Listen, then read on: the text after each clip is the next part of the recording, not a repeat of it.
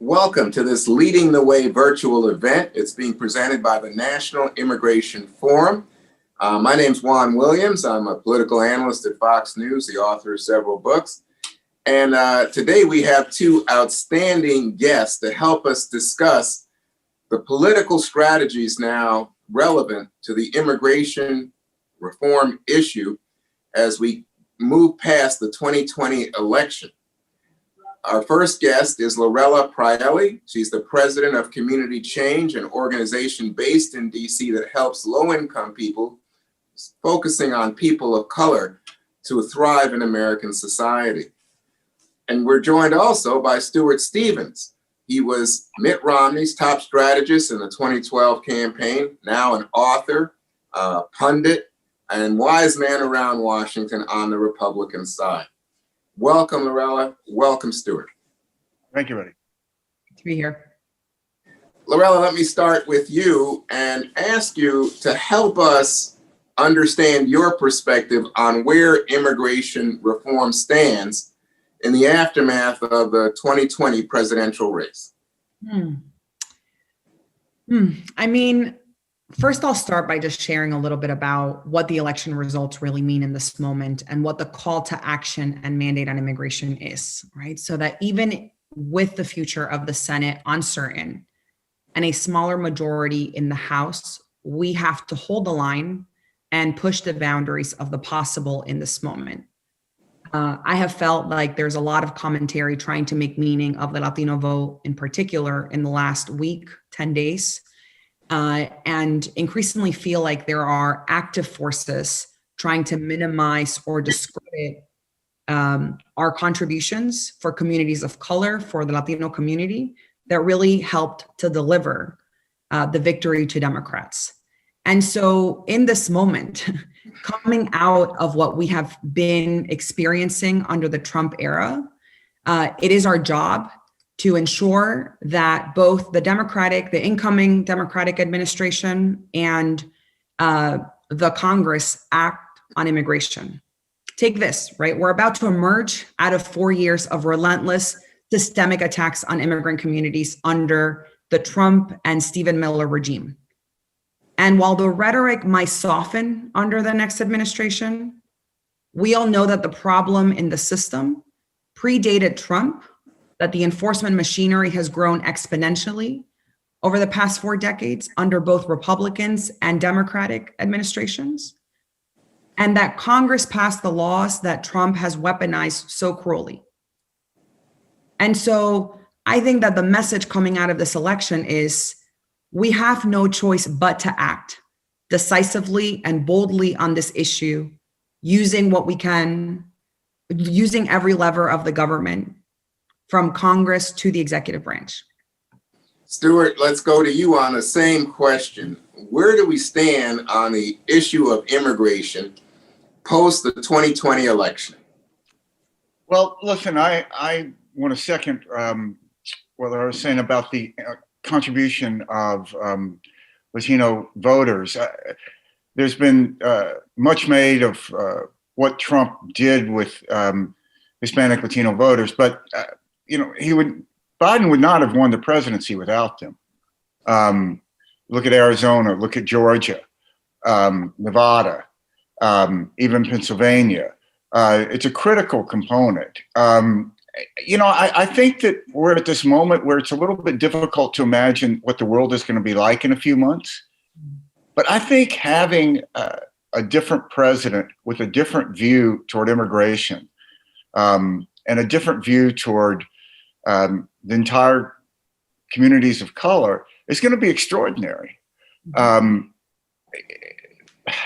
We never really had a party like the Republican Party, and it breaks my heart to say this, but it's true, embrace hate the way Republicans have now.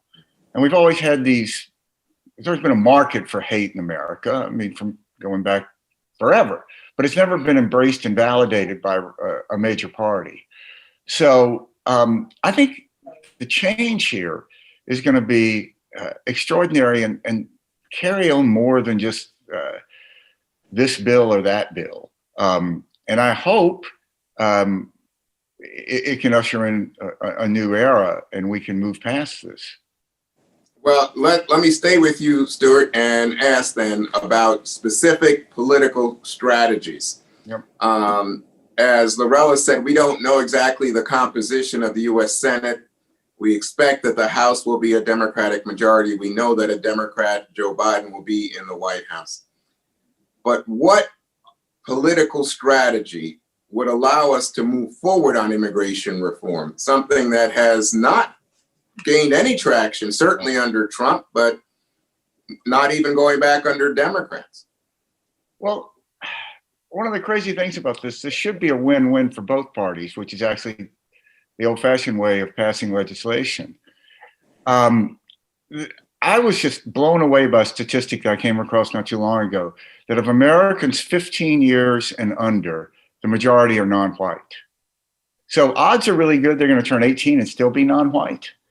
And if the Republican Party had any sense of trying to be a governing party for the future, it would embrace this change. It is absolutely critical for the Republican Party, if it's going to exist as a governing national party, to do so. And part of that would be embracing comprehensive immigration reform. But Stuart, be Yep. practical. I understand that. I mean, it makes sense, I think, to the three of us on this in this conversation. But if you are working with Mitch McConnell, do you see McConnell as a helpful hand on immigration reform going into 2021, 2022? Listen, Mitch McConnell and helpful are words I've not tied together in a long time. And I have to say, I wrote a pretty bleak book about the Republican Party I finished a year ago called It Was All a Lie. But in retrospect, I'm afraid I was overly optimistic. I don't really know what it takes for the Republican Party to do not only what is right, but what it's in its best interest. So I would hope that when you sit down and look at the sheer politics of it, that you could make a case to Republicans that they have to go down this road to survive. And I think fear is what will motivate Republicans. Look at what has happened to the Republican Party in California since 1994. I mean, it's gone from being the beating heart of the National Republican Party to being, well, in third place for a while this year and just moved back into a distant second place. And the Republican Party isn't really relevant in California to any big major policy decisions. Look at Texas. If Texas goes Democratic, it's over for a Republican winning a national election. It's just, you can't get there. I mean, I've sat in those rooms through 5 presidential races trying to get to 270. You can't get there without Texas if you're a Republican. So I would hope that in a sheer motivation of fear of the future and losing elections, that McConnell would be able to move forward on this. All right. So Lorella, let me ask you the same question. Strategically, just on a, where the rubber meets the road level of American politics right now, do you see the Republicans as being a helpful hand? What about the Democrats? Do you see Democrats having any strategy on immigration going into 2021, 2022? Juan, let me just get out of DC for a second, because I'm an organizer at heart.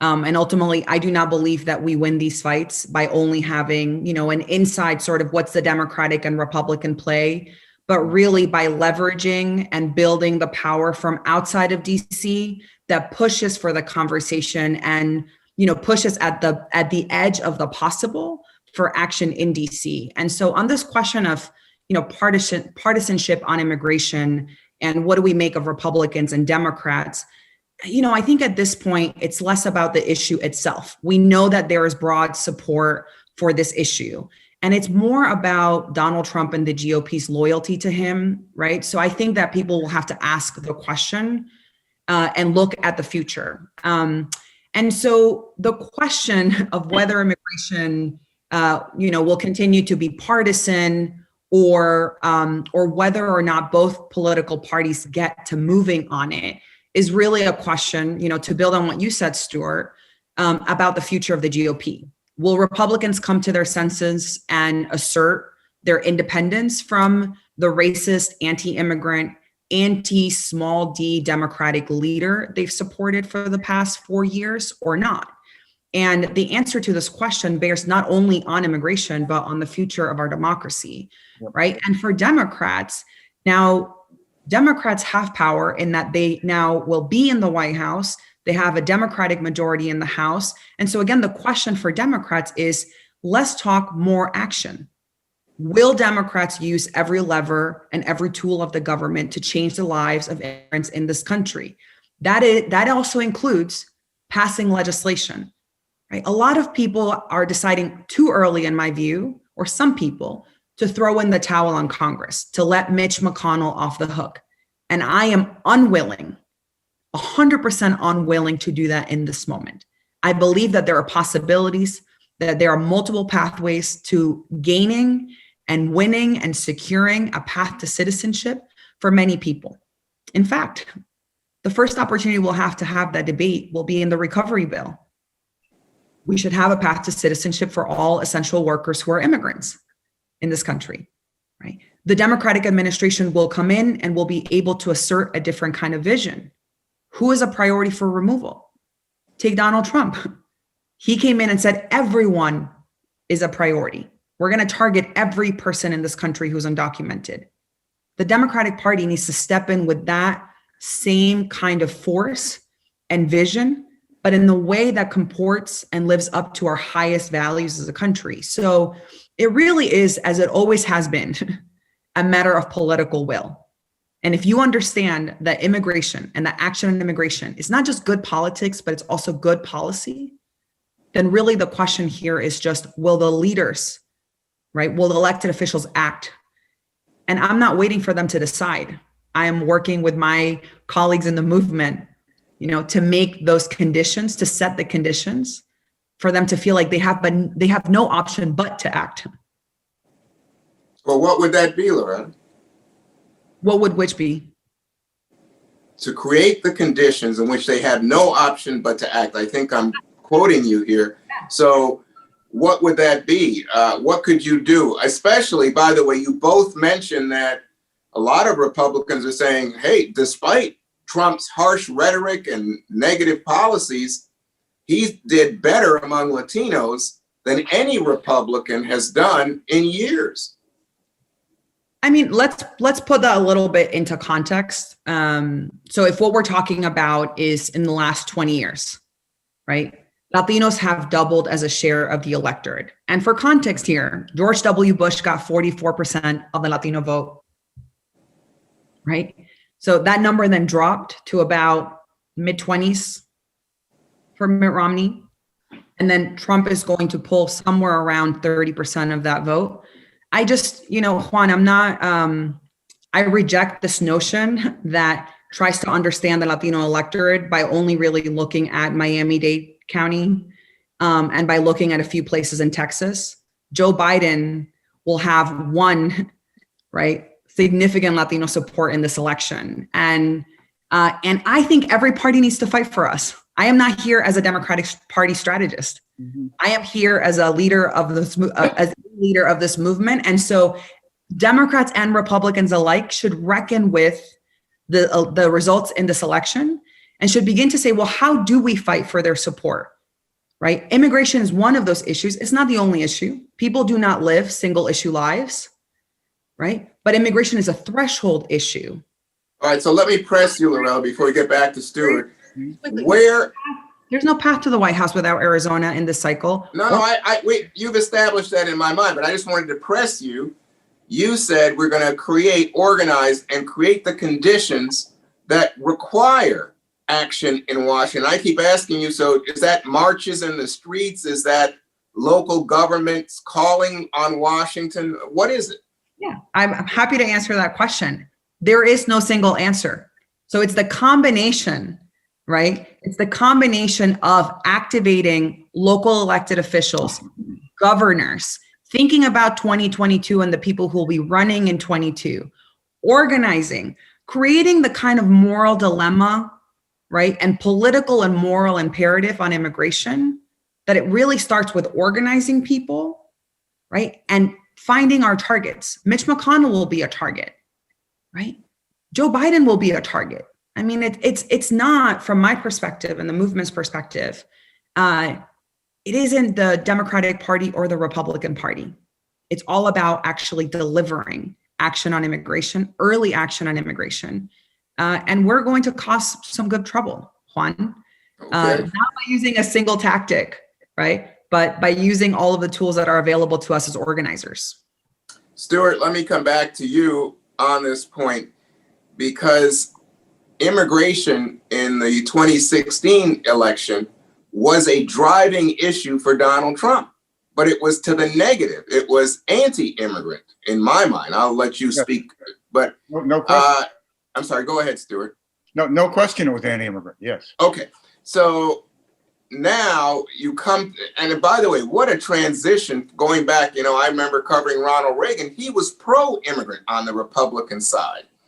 So now we come to a party under Trump that's anti-immigrant, and I'm wondering what can change going forward. What is the hook that a Stuart Stevens would point to and say, for those of you who care about this issue, here's how we are going to make it a priority for the Republicans? And do Republicans think that they can work with Democrats on this issue without losing the Trump base? Well, look, if I ran the world and I wanted Republicans to do this, I would sit down with them and say, look, this is basically a life or death choice for you. Forget any of the moral issues, forget what is right. You have to do this, or the party is going to be down a path of extinction and irrelevance. And that has the benefit of being a true argument.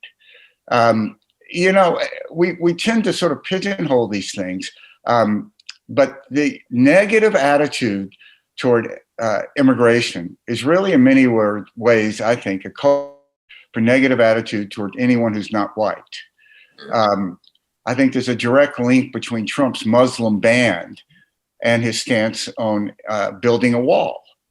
It's a idea that if you are not white, you are of less value. You see it now reflected in these recounts, these calls for fraud and all of this. That's really a lot of subtext for non-white voters. Votes should be suspect.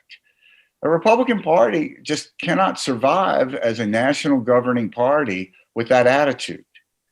So, you go back to Ronald Reagan. He announced in front of the Statue of Liberty, signed a bill in 1986 to make everyone in the country before 1983 legal. His last speech was really an ode to immigration. And I worked in both those Bush campaigns. The first thing I ever filmed for George Bush in 1999 was building a bridge between Mexico and the United States, not a wall. So if you just look at the numbers here of how the country is changing, I would make the case that it is parties tend to do what is in their best interest. Politicians are highly sensitive to that this is the path to the Republican Party being a viable party. And look, let me just make one. If you look at Asian Americans, Asian Americans used to vote Republican 60, 70%.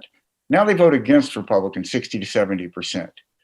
And I think a lot of that is because they just got the message that if you weren't white, you weren't welcome in the Republican Party. It wasn't like anybody was out there attacking Asian Americans, at least not until recently when Trump went off on China. So the fastest declining demographic in America, large demographic, is non-college educated whites. So the Republican Party has to change. I would hope that would motivate them to try to come to some kind of compromise here and try to put a different face on the party. How hopeful am I? I don't know. No.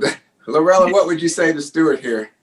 Well, I follow Miriam Kaba, who's an activist and says that hope is a discipline. So I remain deeply hopeful, Stuart.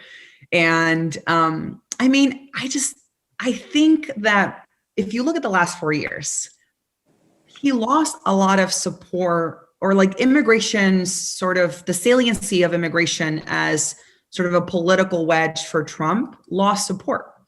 It cost Republicans, it cost Republicans in 2018, right? It was actually a political disaster for Republicans in 2018. And so I think that they have an opportunity, they being Republicans here, but they have some choices they have to make.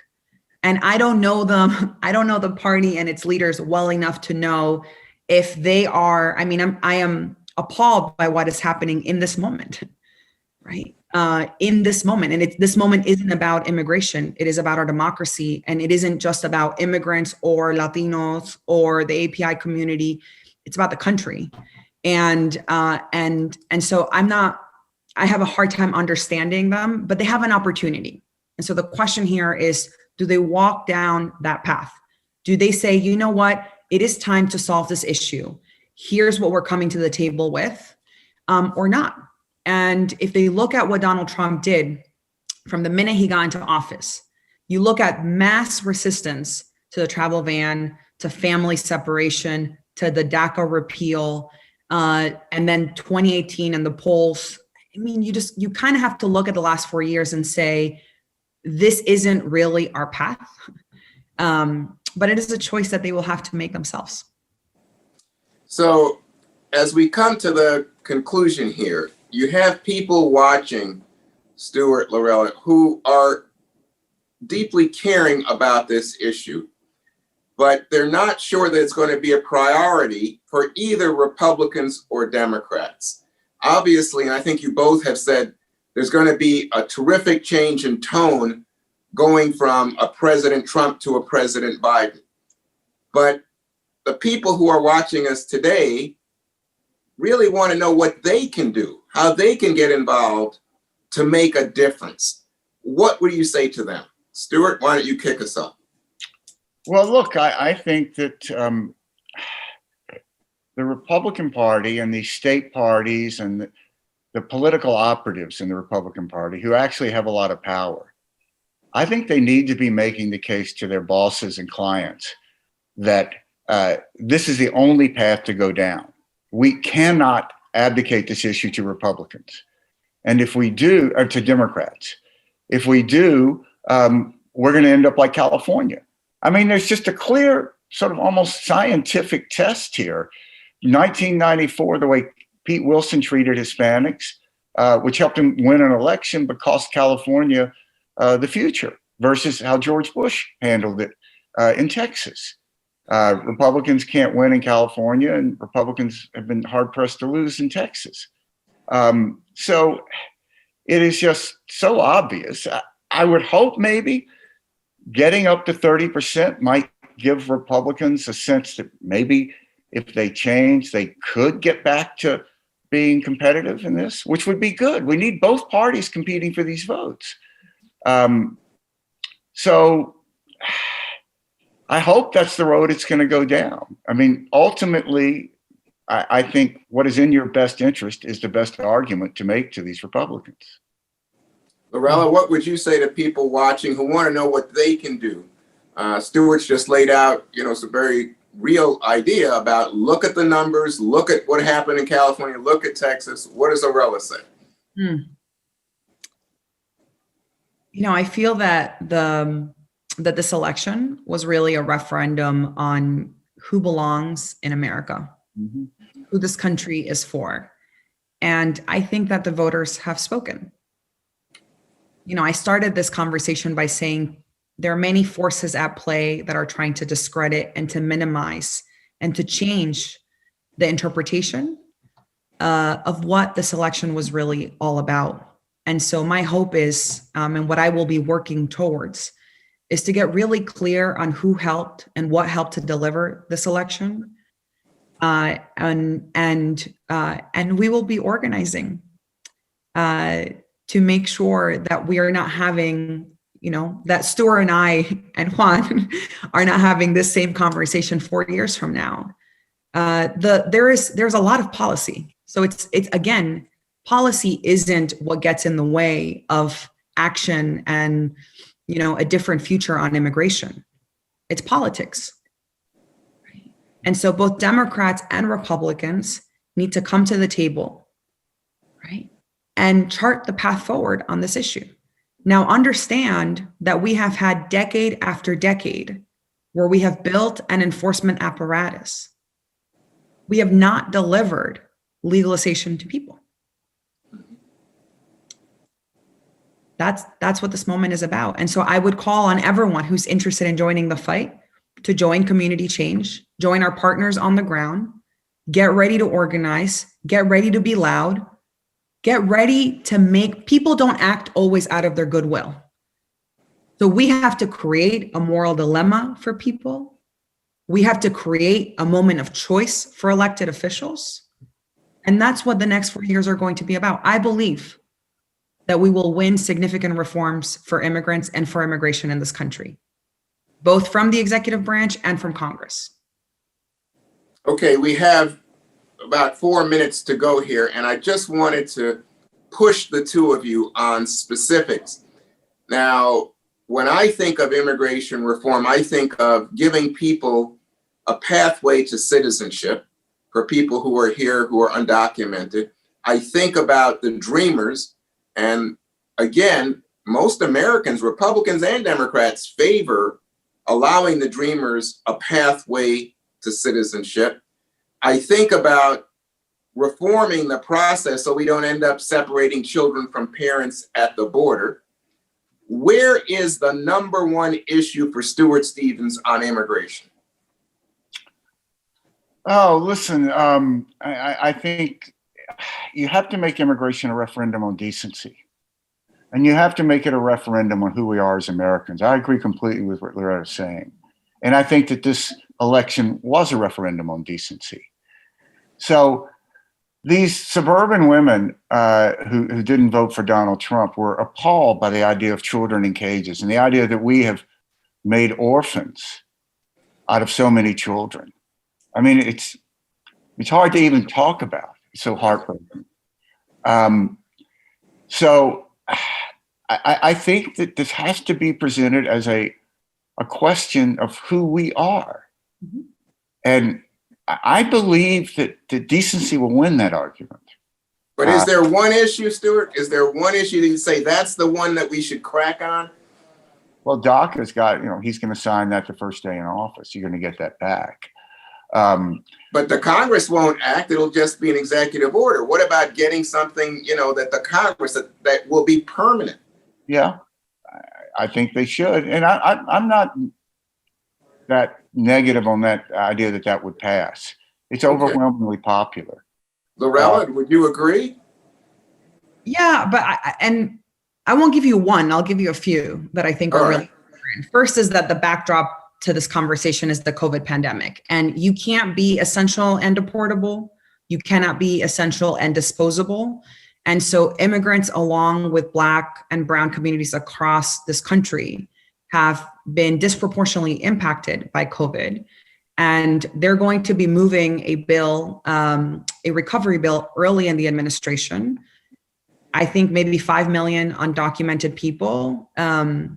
I think about 3 out of 4 people in the undocumented labor force are essential workers. So that's one very concrete thing that they can do. Of course, I think that they should start with a comprehensive rollback of Trump's policies on immigration. That is the absolute bare minimum. I think that they have to come out and announce a new set of prosecutorial discretion guidelines, and they have to assert that action on immigration, congressional action on immigration beyond recovery is critical, and it's a priority. The president-elect ran on it, Juan. So just as we hold Republicans accountable, we'll do the same with Democrats. And so it will not be enough to have symbolic bills or symbolic gestures that you are with the immigrant community, that you are with the Latino community. It'll be about showing us the receipts. So come in, include us in your recovery bill, introduce the DREAM Act, introduce a path to citizenship for 11 million people, use your executive authority, not only to roll back what Trump has done, right, but to reform our enforcement system. Donald Trump did not hold back. Stephen Miller did not hold back. They came in with a vision and they used every lever and every tool at their disposal. Why should we shrink our aspiration? Why should we try to measure our aspiration when we know that our vision, right, really speaks to the promise of this country and the values of our country? And I agree with Stuart. All right. It is about who we are. Well, that's a wonderful way for us to wrap this up. I just want to say thank you to Lorella Praeli of Community Change, based in DC, as I said earlier, working very hard with low-income people, mostly people of color, to create opportunities to fulfill that American dream that you just heard her describe. And thank you to Stuart Stevens, who has long been a Republican strategist, the top political strategist in the Romney 2012 campaign, now an author, a writer, commentator. Stuart, thank you. So Lorella, Stuart, thank you both for joining us for this Leading the Way virtual event that was sponsored by the National Immigration Forum. Thank you both. Thank you both. Thank you.